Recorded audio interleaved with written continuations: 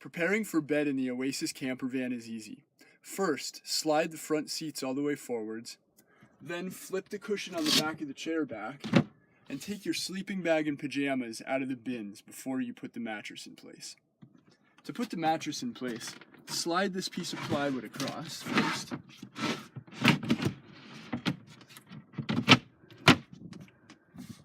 Then, this piece, which doubles as the stove support, sets in right here. Snap the legs on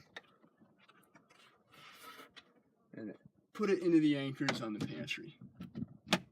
Okay, now that this is finished, we can pull the mattress all the way across. This is a full-size memory foam mattress, but if you're traveling alone, you can unsnap this smaller piece and leave it at home.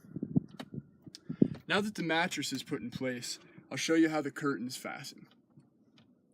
The curtains roll up and store neatly against each window.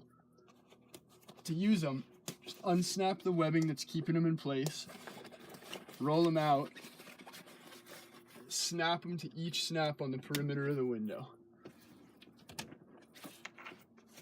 These curtains are great for giving you ultimate privacy, keeping the light out of the van at night, and for keeping the van cool on hot summer days.